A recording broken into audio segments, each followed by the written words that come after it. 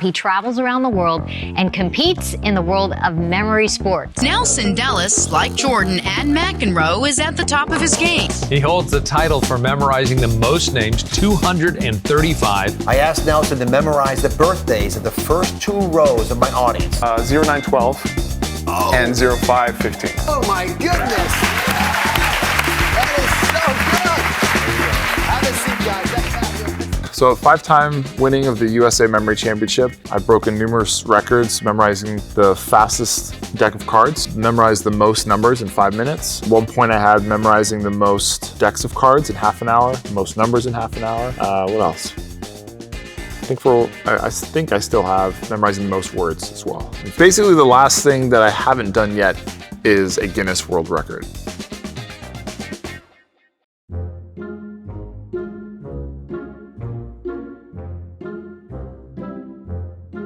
Well, I think most people might think for Guinness record, something kind of silly and crazy, abnormally unhuman, like longest fingernails, longest hair, or something crazy like that. But, you know, there's also kind of an intelligence side to the Guinness World Records for people who do things with their mind. I think those are the most impressive things, and that's kind of what I'm going for with this memory feat. So the record I picked that I wanted to beat was the fastest time to arrange a deck of cards that has been memorized underwater in a single breath. So I chose this feat for a few reasons. One, I like the physicality of it, being underwater, having to hold your breath. Second, I always love memorizing cards. It's kind of my first love with the sport of memory. I like the part that it's all about the recall. How fast can you do the recall? That's the hardest part. How can you get it back out of your mind as fast as possible? Memory athletes use cards in competition because you'd have to have something that isn't cheatable.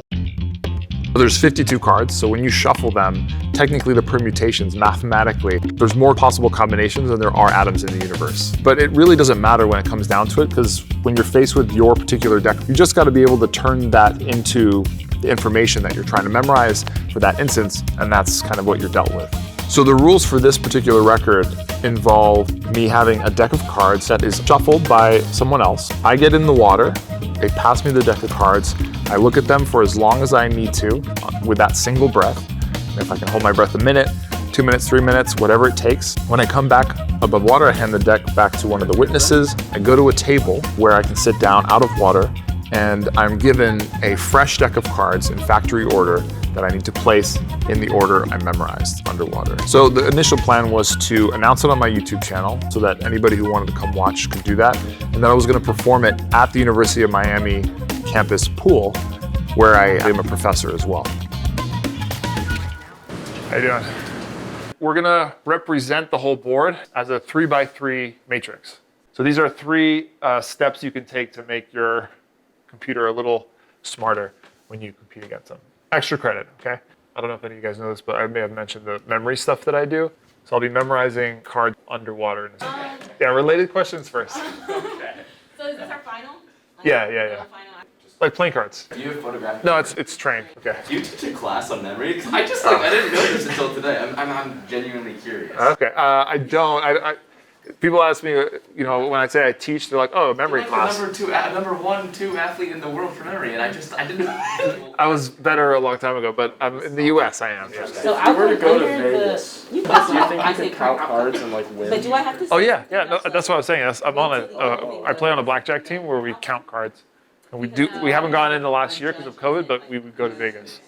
Wow. Yeah. I didn't know about this, so. Professor Dellis, I'm gonna go look up your YouTube channel and everything now because this is really great. Really I hope it's helpful. We're gonna go head to the pool and try to build more confidence. What I can do right now with my breath hold and what I can do with my card memorizing is where it needs to be. It has been like that for a long time, the last few weeks. It's really just like putting it all together inside the pool, being comfortable with that environment.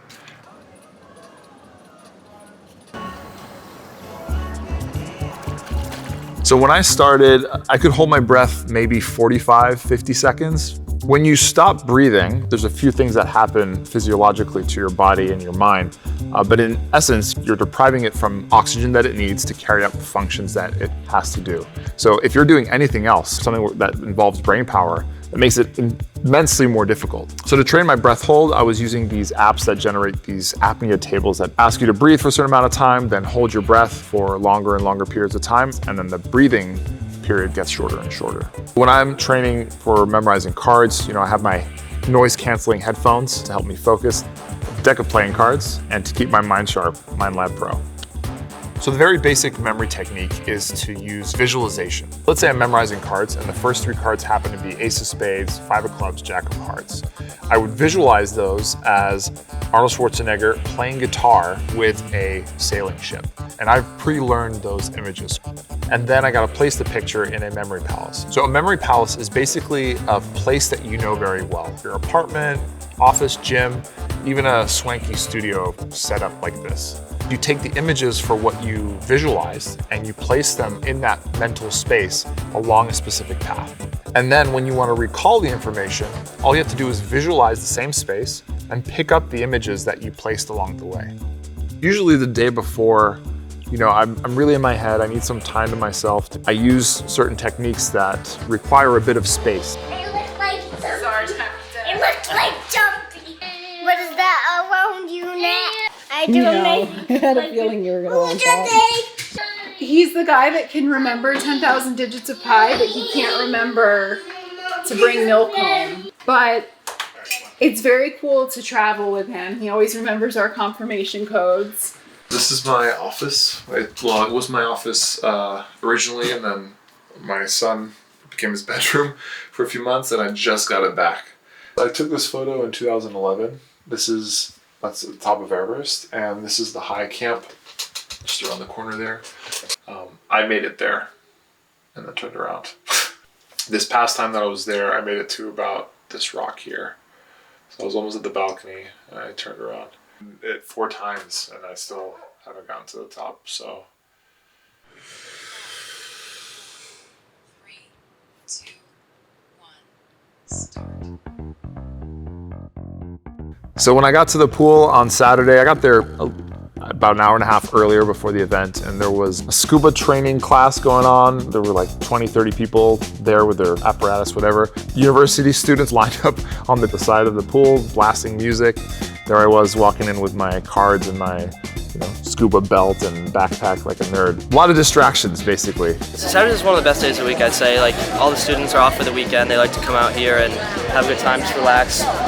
Some people like to tan, some people are coming to swim laps. And people started showing up, my family, some friends, some students, and media even. He was not an easy kid. He was a bit difficult. He achieves, in fact, certain things with all the efforts and the commitment, and he makes it. I have to start kind of setting things up and getting mentally in the zone to start doing this record. I had a few people in place that were going to help me because it's a Guinness record. I have to submit evidence, video evidence. I need to have these independent witnesses help kind of deal the cards and shuffle them and all that. Kind of complicated, and I'm the only one that really understands it. So it was a lot of mental stuff going on outside of the actual event itself. Let me just introduce. My name is Nelson Dellis. I will be attempting the Guinness record for the fastest to arrange a deck of playing cards memorized underwater in a single breath. We will start with this gentleman here is a poker player, Alex. We'll be taking one of these sealed underwater packs of cards and shuffling them. Go ahead.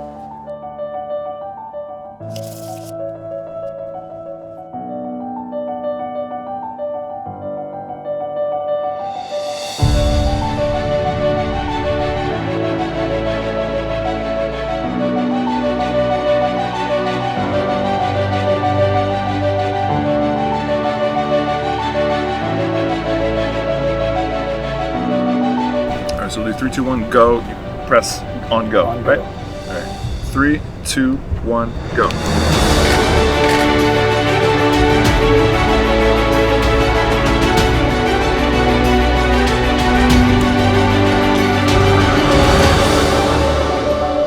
Just double check.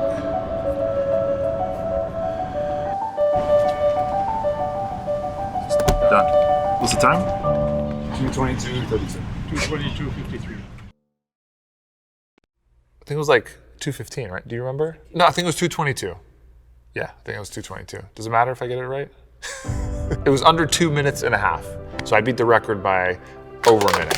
Yeah, when everybody cheered, that made it real. I got on the news a little bit and said something about it. It felt real and super exciting. I've been doing memory stuff for over a decade, 12, 13 years. I think about memory all day long. What my memory's doing, how to memorize this, how to memorize that, what I've forgotten, what I remember. It's always in my mind, always. Yeah, very obsessive. Ever since I got into memory, I just haven't been able to think about anything else. My name is Nelson Dellis, and I broke a world memory record with MindLab Pro.